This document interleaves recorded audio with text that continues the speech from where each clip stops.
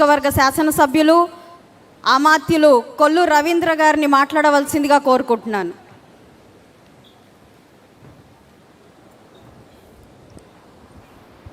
అందరికీ నమస్కారం. ఈరోజు బలహీన వర్గాల సంక్షేమం మీద ఈ మహానాడు వేదికగా మాట్లాడే అవకాశం కల్పించినందుకు అందరికీ ధన్యవాదాలు తెలియజేస్తూ, తెలుగుదేశం పార్టీకి అతిపెద్ద పండుగ ఈ మహానాడు. ఈరోజు హైబ్రిడ్ మోడల్లో రాష్ట్ర వ్యాప్తంగా లక్షలాది మంది ప్రత్యక్షంగా ఈరోజు ఈ కార్యక్రమాన్ని వీక్షిస్తూ మన జాతీయ పార్టీ అధ్యక్షులు గౌరవనీయులు నారా చంద్రబాబు నాయుడు గారికి, అలాగే మన భవిష్యత్ నాయకులు ఈరోజు వర్కింగ్ ప్రెసిడెంట్గా మనల్ని భవిష్యత్ నడిపించడానికి ముందుకు వస్తున్నటువంటి మన యువ నాయకుడు నారా లోకేష్ గారికి, రాష్ట్ర పార్టీ అధ్యక్షులు పల్లా శ్రీనివాస్ గారికి, తెలంగాణ అధ్యక్షులు నరసింహులు గారికి, వేదికను అలంకరించిన పెద్దలకి అందరికి కూడా మరొకసారి హృదయపూర్వక నమస్కారాలు. ఈ మహానాడు అంటే ఒక రాజకీయ పార్టీ వేదిక కాదు, తెలుగు జాతి కోసం, తెలుగు జాతికి భవిష్యత్ ప్రణాళికల కోసం ఒక సిద్ధాంతాలతో ఆశయాలతో ఏర్పాడైనటువంటి పార్టీ మన తెలుగుదేశం పార్టీ. మరి ఆనాడు స్వర్గీయ అన్న నందమూరి తారక రామారావు గారు తెలుగుదేశం పార్టీ స్థాపించే నాటికి ఆంధ్ర రాష్ట్రంలో ఉన్నటువంటి బడుగు బలహీన వర్గాలకి తగిన ప్రాధాన్యత లేదు. ఆనాడు మొట్టమొదట తెలుగుదేశం పార్టీ స్థాపించిన తర్వాతే నిజమైన స్వతంత్రం బలహీన వర్గాలకు వచ్చిందంటే అది తెలుగుదేశం పార్టీ స్థాపించిన తర్వాత మాత్రమే వచ్చిందనేది వాస్తవమైనటువంటి విషయం. ఇవాళ మనం చూసుకుంటే ఇందాక పెద్దలు చెప్పారు, తెలంగాణలో పటేల్ పట్వారీ వ్యవస్థ, ఆంధ్ర రాష్ట్రంలో మున్సబ్ కర్నాల వ్యవస్థ.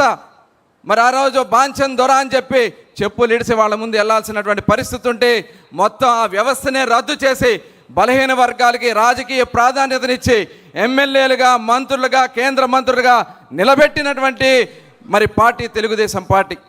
అదే కాదు, స్థానిక సంస్థల్లో రిజర్వేషన్లు ఆనాడు అన్న నందమూరి తారక రామారావు గారు ఏర్పాటు చేసి ఆ రోజున మరి అనేక మందిని ఎంపీటీసీలుగా, జడ్పీటీసీలుగా, జిల్లా పరిషత్ చైర్మన్లుగా మరి ఆ రోజున కొత్త నాయకత్వానికి నాంది పలికారు.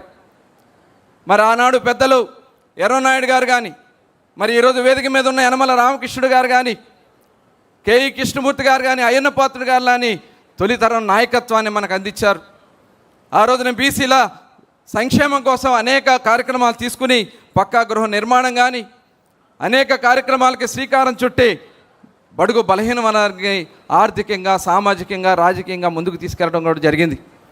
ఆ రోజు మొట్టమొదటిసారి రెసిడెన్షియల్ స్కూల్స్ విధానాన్ని తీసుకురావడం, అదే పరంగా స్కాలర్షిప్లు ఏర్పాటు చేయటం, బీసీ కార్పొరేషన్లు, బీసీ ఫెడరేషన్లు ఏర్పాటు చేయటం, అలాగే గౌరవనీయులు పెద్దలు చంద్రబాబు నాయుడు గారు ముఖ్యమంత్రి అయిన తర్వాత ఆ రోజున బడుగు బలహీన వర్గాల కోసం 90% సబ్సిడీతో ఆదరణ స్కీమ్ తీసుకొచ్చి ఆ రోజున ఆధునిక పనిముట్లు అందించినటువంటి విధానం ఈ సందర్భంగా గుర్తు చేస్తూ ఉన్నా. స్టడీ సర్కిల్ ఏర్పాటు చేయడం, ఆ రోజు 20% ఉన్నటువంటి బీసీ రిజర్వేషన్ 34%కి తీసుకెళ్లడం, నాయకత్వాన్ని ప్రోత్సహించడం, విదేశీ విద్యా స్కీమ్స్ కానీ, స్టడీ సర్కిల్స్ కానీ, అలాగే బీసీ సప్లాన్ని మొట్టమొదటిసారి 2014-19లో తీసుకొచ్చి దగ్గర 40,000 కోట్ల రూపాయలు ఆ రోజున బీసీల కోసం ఖర్చు పెట్టడం కూడా జరిగింది. అదే కాకుండా నామినేటెడ్ పోస్టుల్లో ప్రాధాన్యతనిచ్చి టీటీడీ చైర్మన్ కానీ, ఏపీఐసి చైర్మన్ లాంటి అతి కీలకమైనటువంటి పదవులు మనం ఆ రోజున బలహీన వర్గాలకు ఇవ్వడం కూడా జరిగింది. కానీ దురదృష్టం, జగన్మోహన్ రెడ్డి మాయమాటలు చెప్పి అధికారంలోకి వచ్చాడు 2019లో. బీసీలు ఊచకోత మొదలైంది. జగన్మోహన్ రెడ్డి కుటుంబమే బీసీల సమాధుల మీద నుంచి స్టార్ట్ అయిన విషయాన్ని సందర్భంగా గుర్తు చేస్తా ఉన్నా. జింకా వెంకట నరసయ్య అనే ఒక బీసీ సోదరుడి మైనింగ్ని కబ్జా చేయడం కోసం ఆ రోజున రాజారెడ్డి వాళ్ళ తాత రాజారెడ్డి హత్య చేసి ఆ రోజు నుంచి వాళ్ళ పునాదులు స్టార్ట్ అయినాయి. మరి ఆ రోజు నుంచి మన మీద అనేక కక్ష సాధింపుల కార్యక్రమాలు చేశారు. 34% ఉన్నటువంటి బీసీ రిజర్వేషన్ని 24%కి తగ్గించారు. అదే రకంగా ఎవరన్నా ప్రశ్నిస్తే వాళ్ళ మీద కేసులు, నిలదీస్తే దాడులు, హత్యలు మనం చూసాం. తోట చంద్రయ్య లాంటి నిబద్ధత కలిగినటువంటి తెలుగుదేశం పార్టీ నాయకుల్ని అతి కిరాతకంగా రోడ్డు మీద పీకల కోసి చంపేశారు. అదే రకంగా అమర్నాథ్ గౌడ్ మీద పెట్రోల్ పోసి తగలబెట్టేశారు.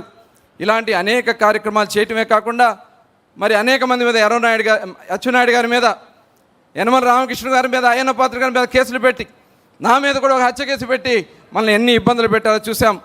కానీ మనకు ఆనాడు చంద్రబాబు నాయుడు గారు అండగా నిలబడ్డారు. అలాగే 56 సాధికార కమిటీలు మనం ఏర్పాటు చేసుకున్నాం. కనీసం పంచాయతీ కార్యాలయాలు కూడా అడుగు పెట్టినటువంటి బీసీ వర్గాల్ని ఆ రోజున సాధికార కమిటీలుగా ఏర్పాటు చేసి రాష్ట్రం అంతా కూడా తిప్పి ఇవాళ మనం అధికారంలో రావడానికి కీలక పాత్ర బీసీ సోదరులు పోషించారు. మరి ఈ రోజున మనకు ఒక ధైర్యాన్ని కల్పించారు. యువగళం పాదయాత్ర ద్వారా మన యువ నాయకుడు నారా లోకేష్ గారు వెళ్ళిన ప్రతి ప్రాంతంలో కూడా బీసీ వర్గాలను దగ్గరికి పిలిపించుకొని నేనున్నానని చెప్పి ఒక భుజం తట్టి బీసీ గళంగా నిలబెట్టినటువంటి విషయం. అదే కాకుండా రేపు మన ప్రభుత్వం వచ్చిన వెంటనే బీసీ రక్షణ చట్టాన్ని ఏర్పాటు చేస్తామని చెప్పి ఆ రోజు ఒక ధైర్యాన్ని కల్పించి ఈరోజు ఆ బీసీ రక్షణ చట్టాన్ని మనం ఈరోజు ముందుకు తీసుకురాగలుగుతా ఉన్నాం. అలాగే ఇవాళ అధిక ప్రాధాన్యతనిస్తూ ఉన్నాం. ఈరోజు నామినేటెడ్ పోస్టుల్లో 34% రిజర్వేషన్ మనం అమలు చేస్తూ ఉన్నాం. అలాగే 56 కార్పొరేషన్ని ఇవాళ కమిటీలు ఏర్పాటు చేసుకున్నాం. చేనేత, మత్స్యకార, అదేవిధంగా గౌడ సోదరులకి, గీత కుల కార్మికులకి 50 సంవత్సరాలకి పెన్షన్లు ఇస్తూ ఉన్నాం. ఆదరణ స్కీమ్కి 1000 కోట్ల రూపాయలు ఇవాళ కేటాయించుకుని ఇవాళ కార్యాచరణ చేసుకోబోతా ఉన్నాం. విదేశీ విద్య మళ్ళీ పునరుద్ధరించుకున్నాం. బీసీ స్టడీ సర్కిల్స్ కానీ, ఐఏఎస్, ఐపీఎస్ కోచింగ్ సెంటర్లు కానీ 34% రిజర్వేషన్లు మళ్ళీ స్థానిక సంస్థలో కల్పించడానికి కానీ ఇవాళ మళ్ళీ ముందుకు వెళ్ళబోతా ఉన్నాం. రక్షణ చట్టం ఈరోజు దాని మీద ఒక డ్రాఫ్ట్ కూడా తయారు చేసుకున్నాం. స్వర్ణకార కార్పొరేషన్ ఏర్పాటు చేసుకున్నాం. అమరావతిలో 5 ఎకరాల్లో స్టడీ సర్కిల్ ఏర్పాటు చేయడానికి కార్యాచరణ కూడా చేసుకుంటా ఉన్నాం. ఇవాళ పవర్ సబ్సిడీ కింద నాయి బ్రాహ్మణ సోదరులకి 200 యూనిట్ల వరకు సబ్సిడీ ఈరోజు ఉచితంగా అందిస్తున్నాం. అదేవిధంగా రజక సోదరులకు 200 యూనిట్లు ఉచితంగా ఇస్తూ ఉన్నాం. చేనేత కార్మికులకి 200 యూనిట్లు ఉచితంగా ఇస్తూ ఉన్నాం. మరమగ్గాలుంటే 500 యూనిట్లు ఉచితంగా ఇవ్వడానికి కార్యాచరణ చేస్తూ ఉన్నాం. అలాగే మత్స్యకార సోదరులకి ఆ రోజు జీవో నెంబర్ 217 తీసుకొచ్చి జగన్మోహన్ రెడ్డి చెరువులు కొల్లగొట్టాలని ప్రయత్నం చేస్తే మన ప్రభుత్వం వచ్చిన జీవో నెంబర్ 217ని రద్దు చేయడమే కాకుండా మత్స్యకారులకు అండగా నిలబడి ఈరోజు వేట నిషేధ సమయాన్ని 20,000 రూపాయలు చొప్పున 130,000 మందికి ఈరోజు అందిస్తూ ఉన్నాం. మొన్ననే ముఖ్యమంత్రి గారు నెల్లూరుకి వెళ్ళి వాళ్ళందరికీ అందించడమే కాకుండా అక్కడ బోట్లు చెన్నై నుంచి వస్తున్నటువంటి బోటు సమస్య ఉంటే ఆ బోటు సమస్యను పరిష్కారం చేసి 240 కోట్ల రూపాయలు 60% సబ్సిడీతో బోట్ల నిర్మాణం చేసుకోవడానికి కూడా ఇవ్వడం కూడా జరిగింది. అదే కాకుండా మొన్న బ్రాంతి ఏదైతే లిక్కర్ షాప్స్లో కళ్ళు గీత కార్మికులకి 10% రిజర్వేషన్ కల్పించి దగ్గర 100 రూపాయలు వాళ్ళకి ప్రయోజనం కూరేలాగా చేయగలిగాం. వడ్డెర సోదరులకి 15% క్వారీల్లో ఈరోజు వాళ్ళకి కేటాయిస్తూ ఉన్నాం. 56 కార్పొరేషన్ నిధులను కూడా ఈరోజు మ్యాక్స్ పద్ధతి ద్వారా భవిష్యత్తులో సొసైటీలు ఏర్పాటు చేసి దాని ద్వారా వాళ్ళకి రుణాలు ఇచ్చి వాళ్ళని ఆర్థికంగా బలోపేతం చేసే కార్యక్రమాన్ని శ్రీకారం చుడతా ఉన్నాం. ఎంఎస్ఎంఈ పార్కులో భాగస్వాములు చేయబోతా ఉన్నాం.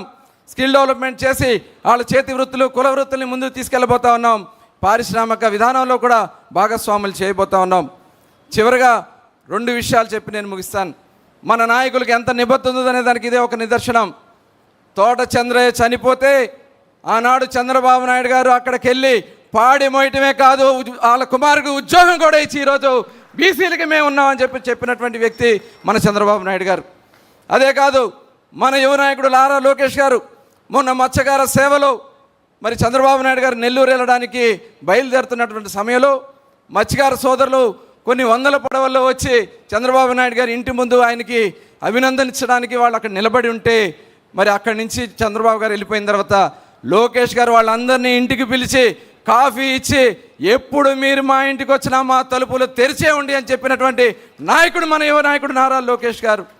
ఒకటే చెప్తా ఉన్నాం, అన్ని వర్గాలకి న్యాయం జరగాలంటే, అన్ని వర్గాలకి ఈ రోజున ఈ రాష్ట్రంలో సముచిత స్థానం కలగాలంటే తెలుగుదేశం పార్టీ అధికారంలో ఉండాలి. తెలుగుదేశం పార్టీ నాయకులు అహర్నిశలో కష్టపడదాం, ఎన్ని త్యాగాలైనా చేద్దాం.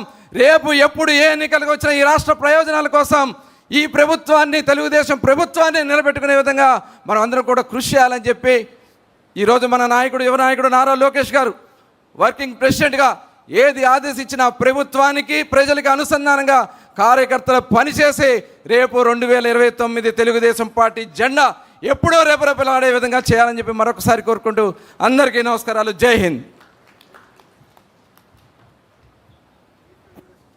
ధన్యవాదాలన్నా. నా ఎస్సీలు, నా ఎస్టీలు అని మోసాలు చేసి ఓట్ల కోసం కులాలని వాడుకుంటున్న నాయకత్వం చూసాం. మరి ఎస్సీ ఎస్టీల అభ్యున్నతికి పాటుపడుతున్న నాయకత్వాన్ని నేడు చూస్తున్నాం. అదే